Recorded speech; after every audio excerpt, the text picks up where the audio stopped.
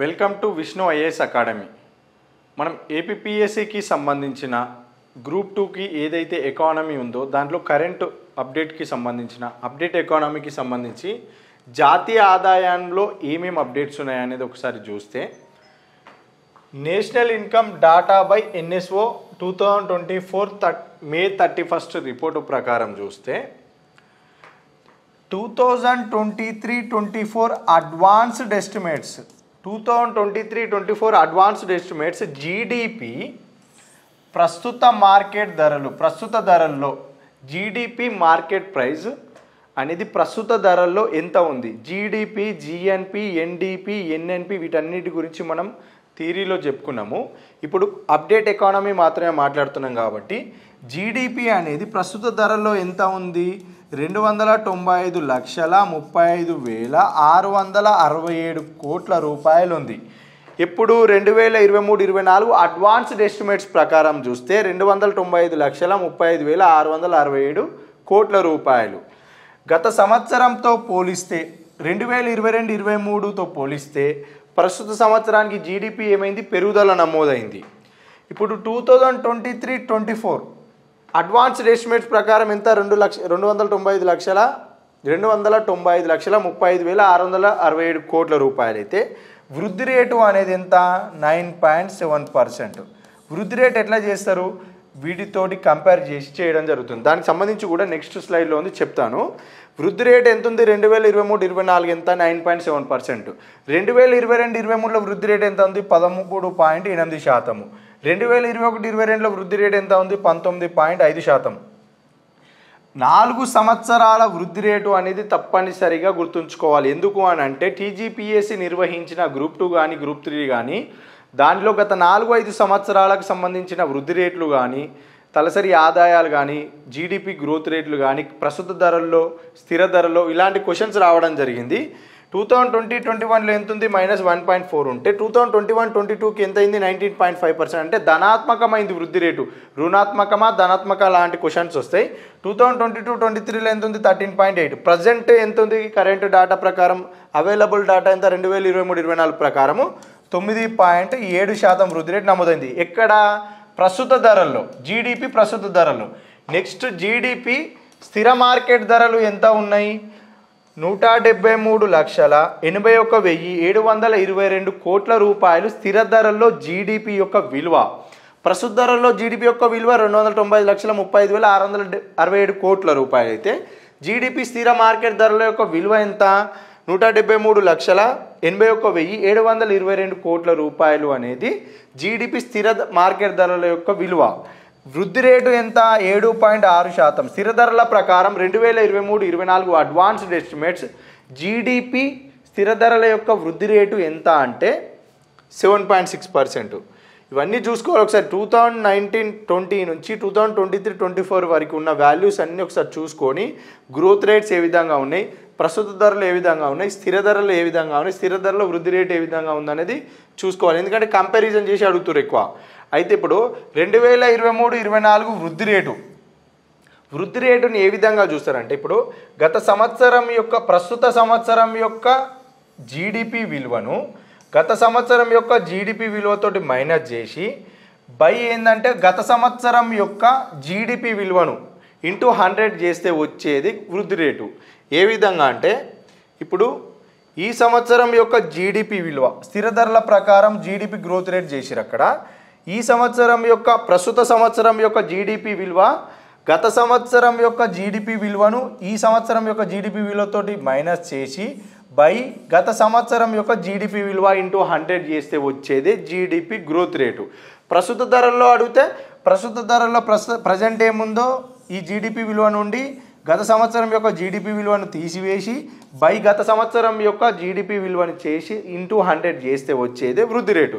ప్రస్తుత ధరలో అడిగితే ప్రస్తుత ధరలో చేయాలి, స్థిర ధరలో అయితే స్థిర ధరలో చేయాలి.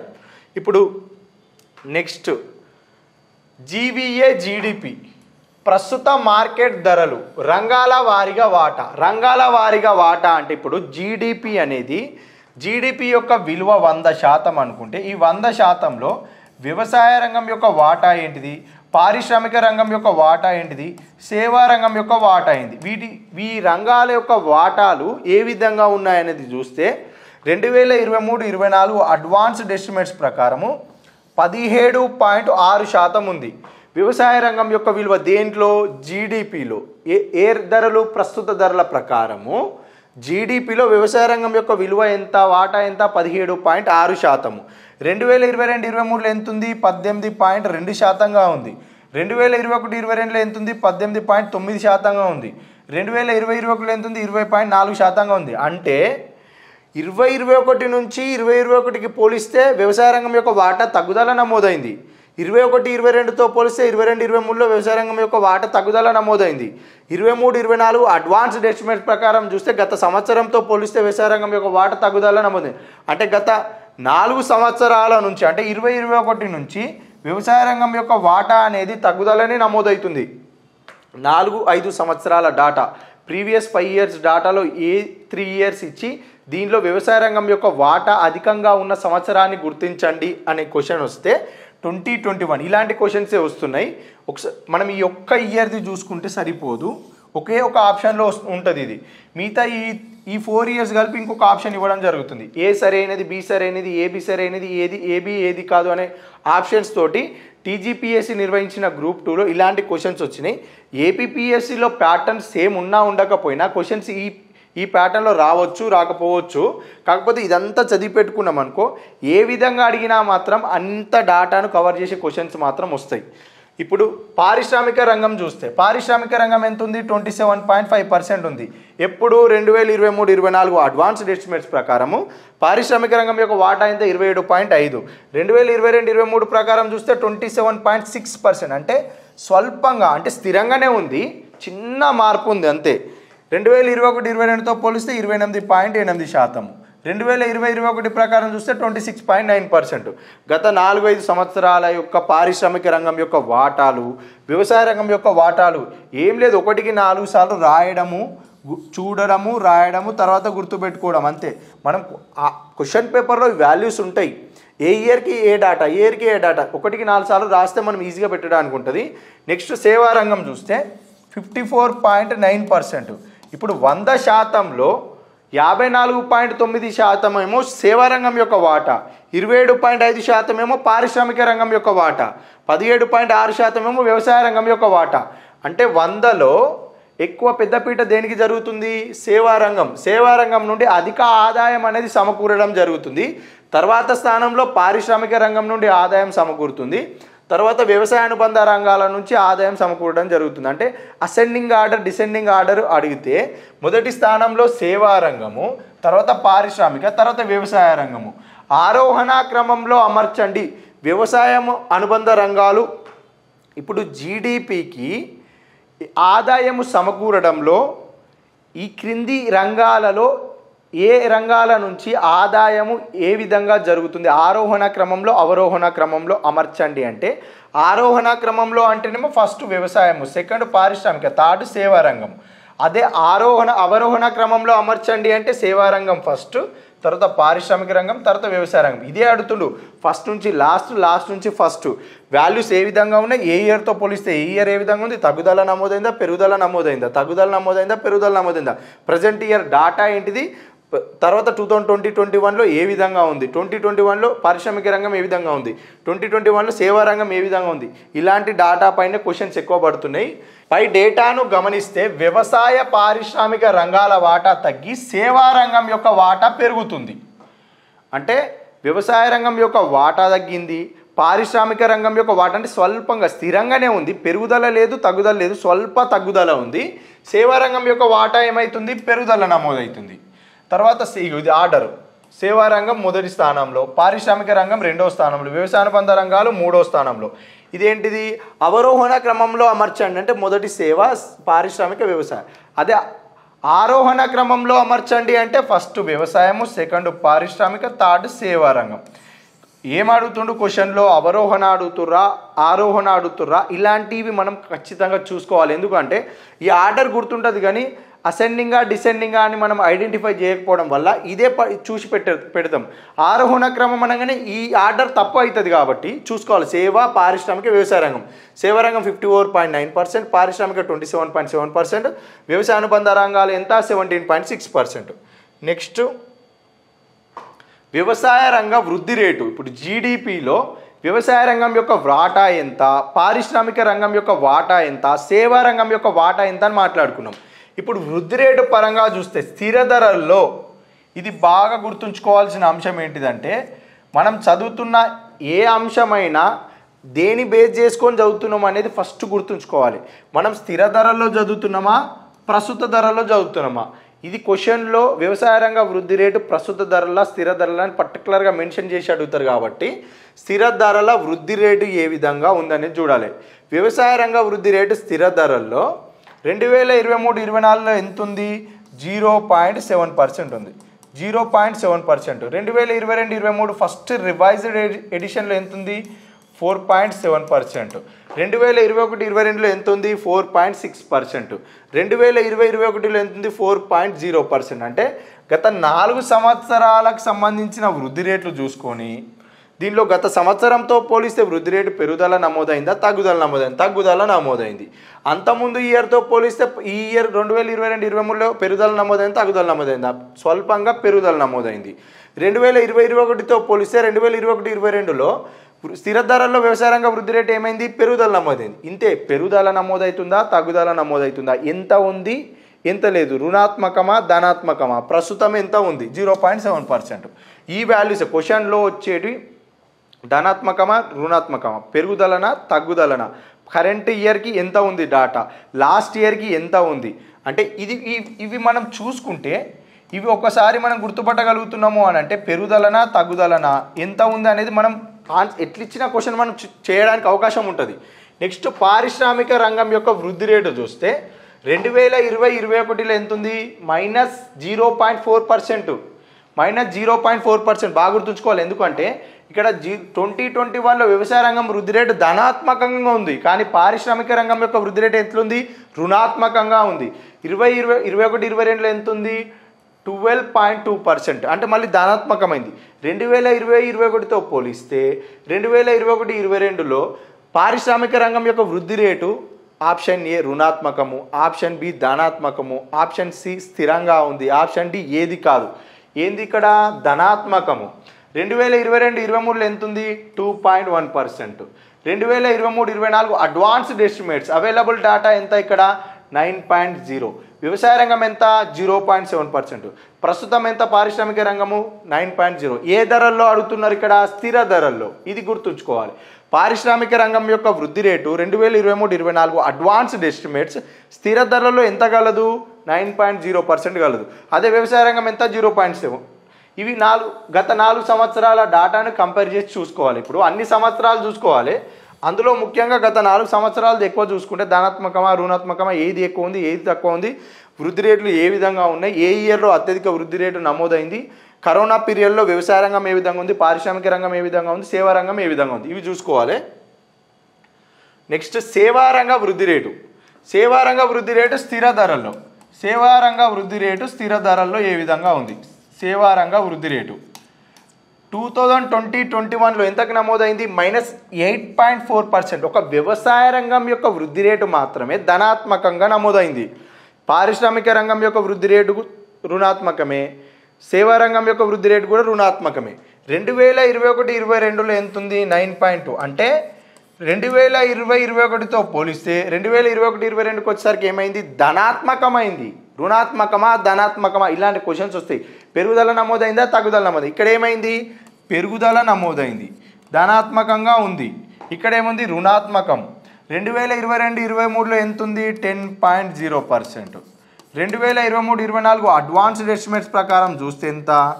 7.5%. ప్రస్తుతం సేవా రంగం యొక్క వృద్ధి రేటు ఎంత? 7.5%. ఏ ధరల్లో? స్థిర ధరల్లో. సేవా రంగం యొక్క వృద్ధి రేటు 2023-24 అడ్వాన్స్డ్ ఎస్టిమేట్ స్థిర ధరల్లో ఎంతకి కలదు? 7.5% కలదు. పారిశ్రామిక రంగం యొక్క వృద్ధి రేటు ఎంత గలదు? స్థిర ధరల్లో. వ్యవసాయ రంగం యొక్క వృద్ధి రేటు ఎంత గలదు? స్థిర ధరల్లో. స్థిర ధరలు, ప్రస్తుత ధరలు, కరెంట్ ప్రైజెస్ కాన్స్టాంట్ ప్రైజెస్. ఇవి ఖచ్చితంగా గుర్తుంచుకోవాలి. క్వశ్చన్లో ఏ ధరల్లో మనని క్వశ్చన్ అడుగుతుందని మనం ఐడెంటిఫై చేయగలగాలి.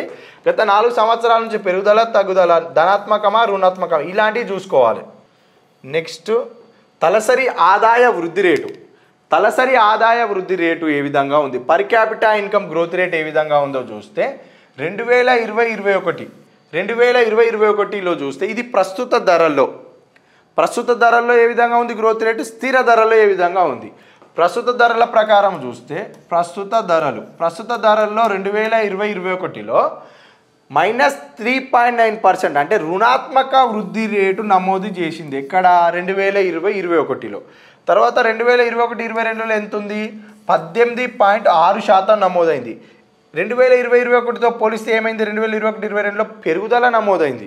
2022-23లో 12.3%, అంటే తగ్గుదల నమోదైంది. 2021-22తో పోలిస్తే 2022-23 రెండవ సవరించిన అంచనాల ప్రకారము తలసరి ఆదాయ వృద్ధి రేటు పెరుగుదల నమోదైందా తగ్గుదల నమోదైందా, తగ్గుదల నమోదైంది. ఇంతకీ 12.3%. ప్రస్తుతం 2023-24లో అడ్వాన్స్డ్ ఎస్టిమేట్స్, 2023-24 అడ్వాన్స్డ్ ఎస్టిమేట్స్ ప్రకారము తలసరి ఆదాయ వృద్ధి రేటు ఎంత, 8.1%. 8.1% తలసరి ఆదాయ వృద్ధి రేటు ప్రస్తుతము. ఏ ధరలు, ప్రస్తుత ధరల్లో 2023-24 అడ్వాన్స్డ్ ఎస్టిమేట్స్ తలసరి ఆదాయ వృద్ధి రేటు అంటే 8.1%. సేమ్ క్వశ్చను 2023-24 అడ్వాన్స్డ్ ఎస్టిమేట్స్ స్థిర ధరల్లో తలసరి ఆదాయ వృద్ధి రేటు అంటే ఇది ఉంటే కరెక్ట్ కాదు, అప్పుడు 6.8% కరెక్ట్ అవుతుంది. ఎందుకు, క్వశ్చన్లో ప్రస్తుత ధరల స్థిర ధరలు అడిగిందనుకో ఇది తప్పు అవుతుంది. ప్రస్తుత ధరల్లో అడిగితే ఇది కరెక్ట్ అవుతుంది, స్థిర ధరల్లో అడిగితే ఇది కరెక్ట్ అవుతుంది. గత 4 సంవత్సరాల యొక్క వృద్ధి రేట్లు, తలసరి ఆదాయ వృద్ధి రేట్లు, వ్యవసాయ రంగం యొక్క వృద్ధి రేట్లు, పారిశ్రామిక రంగం వృద్ధి రేట్లు, అంటే 4 సంవత్సరాలని పర్టికులర్గా ఏం లేదు, 10 సంవత్సరాలు కూడా చదువుకోవచ్చు. కానీ మనం గుర్తుపట్టాలి, ఎక్కువగా గత ముందు సంవత్సరం 2021 నుంచి అడుగుతురు కాబట్టి ఈ 4-5 సంవత్సరాలు ఒకసారి చూసుకున్నాం అనుకో, పెరుగుదలనా పెరుగుదలనా ప్రస్తుతం ఎంత ఉంది, మొత్తం క్వశ్చన్ ఇవి చదివేటప్పుడు ఒకటే, పెరుగుదల నమోదైందా తగ్గుదల నమోదైందా, రుణాత్మకమా ధనాత్మక, ప్రస్తుతం ఎంత ఉంది, కరెంట్ ప్రైజెసా కాన్స్టాంట్ ప్రైజెసా చూసుకోవాలి. 2021 ప్రకారము స్థిర ధరలు ఎంతకు నమోదైంది, -8.9%కి నమోదైంది. 21-22లో ఎంతకి 9.3%, అంటే పెరుగుదల నమోదైంది.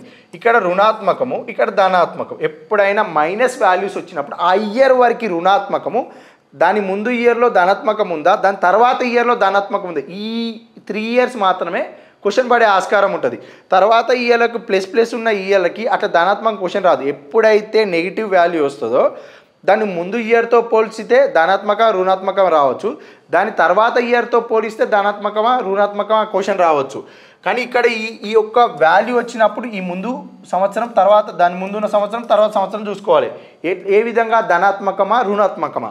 తర్వాత నెక్స్ట్ ఏంది, పెరుగుదల నమోదైందా తగ్గుదల నమోదైందా, ఈ కోణంలో చూడాలి. ఇప్పుడు 9.3 నుంచి 5.7కి వచ్చేసరికి ఏమైంది తగ్గుదల, తర్వాత 5.7 6.8కి ఏమైంది పెరుగుదల. ఇయర్ ఏంటి, 2022-23తో పోలిస్తే 2023-24లో స్థిర ధరల్లో తలసరి ఆదాయ వృద్ధి రేటు పెరుగుదల నమోదైంది తగ్గుదల నమోదైంది. ఏమైంది ఇక్కడ, పెరుగుదల నమోదైంది.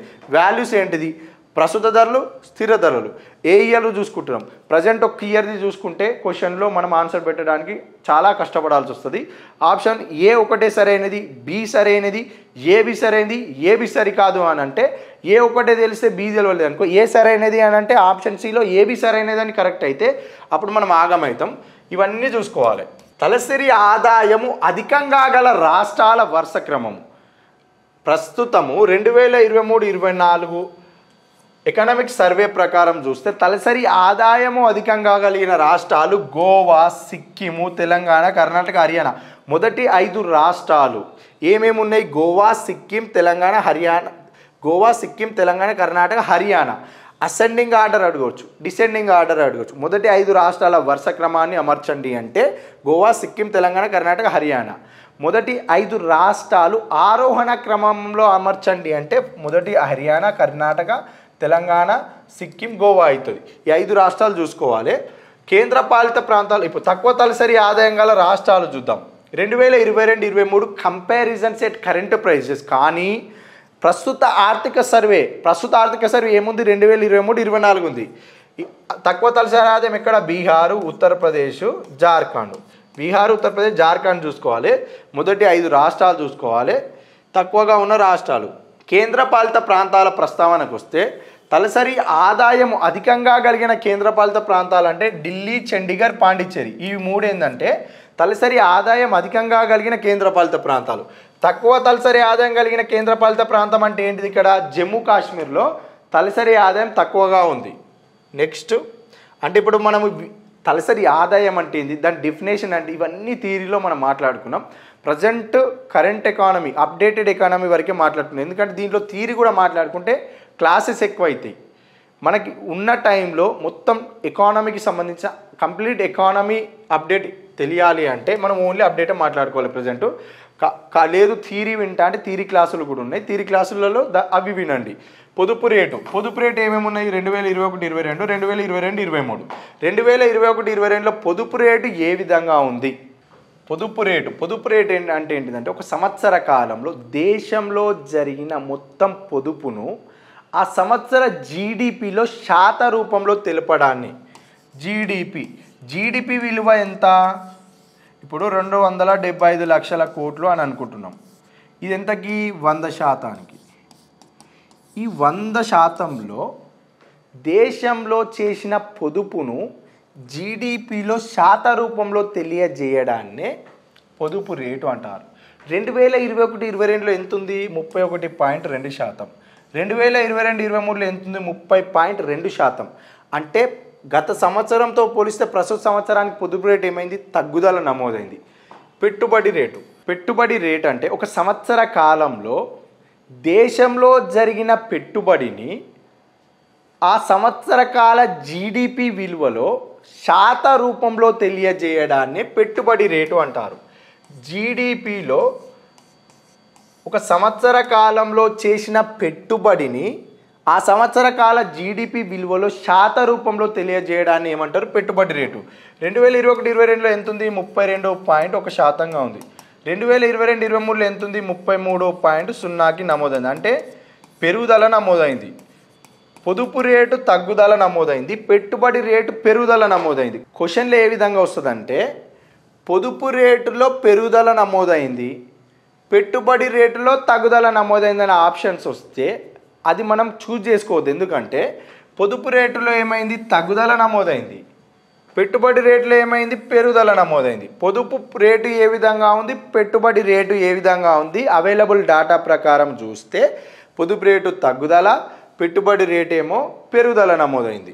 గ్రాస్ ఫిక్స్డ్ క్యాపిటల్ ఫార్మేషన్ ఏ విధంగా ఉంది, స్థిర మూలధన కల్పన ఏ విధంగా ఉందనేది ఒకసారి చూస్తే, గ్రాస్ ఫిక్స్డ్ క్యాపిటల్ ఫార్మేషన్ ఒక దేశంలో ఒక సంవత్సర కాలంలో స్థిర మూలధనం పైన చేసిన పెట్టుబడిని, స్థిర మూలధనం అంటే యంత్రాలు, భవనాలు, ఇలాంటి స్థిర మూలధనం పైన చేసిన పెట్టుబడిని జీడిపిలో శాతంగా తెలపడాన్ని గ్రాస్ ఫిక్స్డ్ క్యాపిటల్ ఫార్మేషన్ అంటారు. ఒక దేశంలో ఒక సంవత్సర కాలంలో స్థిర మూలధనం పైన చేసిన పెట్టుబడిని ఆ సంవత్సర కాల జీడిపిలో శాత రూపంలో తెలియజేయడాన్నే గ్రాస్ ఫిక్స్డ్ క్యాపిటల్ ఫార్మేషన్ అంటారు. 2023-24 అడ్వాన్స్డ్ ఎస్టిమేట్స్ ప్రకారం ఎంతకి నమోదైంది? 30.8%. గత సంవత్సరం ఎంత ఉంది? 30.7%. ఆ ముందు సంవత్సరం ఎంత ఉంది? 29.6%. ఆ ముందు సంవత్సరం ఎంత ఉంది? 27.3%. దీనివల్ల ఏమర్థం కావాలి మనకి? పెరుగుదల, స్వల్పంగా పెరుగుదల, మొత్తం మీద పెరుగుదల అయితే నమోదైంది. అంటే 2022-23తో పోలిస్తే 2023-24 అడ్వాన్స్డ్ ఎస్టిమేట్స్ ప్రకారము గ్రాస్ ఫిక్స్డ్ క్యాపిటల్ ఫార్మేషన్ యొక్క విలువ అంటే పర్సంటేజ్ ఏమైంది? పెరుగుదల నమోదైంది. దాని యొక్క శాతం ఎంతకు నమోదవుతుంది? 30.8%. గత సంవత్సరంతో పోలిస్తే పెరుగుదల, ఆ ముందు సంవత్సరంతో పోలిస్తే పెరుగుదల, ఆ ముందు సంవత్సరంతో పోలిస్తే పెరుగుదల ఎంత ఉంది? పెరుగుదలన్నా తగ్గుదలన్నా చూసుకుంటే సరిపోతుంది. నేషనల్ ఇన్కమ్కి సంబంధించిన అప్డేట్ పార్ట్స్ చూసినాం. ఇంకా ఏమైనా మిగిలిపోతే వాటికి సంబంధించిన అంశాలు కూడా మనం నేషనల్ ఇన్కమ్కి సంబంధించి అప్డేట్ పార్ట్ చెప్పడం జరుగుతుంది. రేపు మనం పబ్లిక్ ఫైనాన్స్కి సంబంధించిన అప్డేట్ పార్ట్ అనేది చూద్దాము. ఈరోజు నేషనల్ ఇన్కమ్కి సంబంధించిన మెయిన్ ఏరియా అంటే క్వశ్చన్ పడే ఏరియా పైన ఫోకస్ చేసి చెప్పడం జరుగుతుంది. ఖచ్చితంగా ఇలాంటి క్వశ్చన్స్ ఎక్కువ వచ్చే అవకాశాలు ఉంటాయి. మీరు పర్టికులర్గా చూసుకోండి. అప్డేట్ పార్ట్ పైన ఎక్కువ ఫోకస్ చేయండి. ఎందుకంటే 60% ఎబో క్వశ్చన్స్ అప్డేట్ పార్ట్ ఇస్తారు, 40% థియరీ ఇస్తారు. థియరీ చేయడానికి అవకాశం ఉన్న ప్రతి ఒక్కరు అప్డేట్ పార్ట్ పెట్టగలిగితే మనం విజయానికి త్వరగా చేరుకునే అవకాశం ఎక్కువగా ఉంటుంది. Thank you.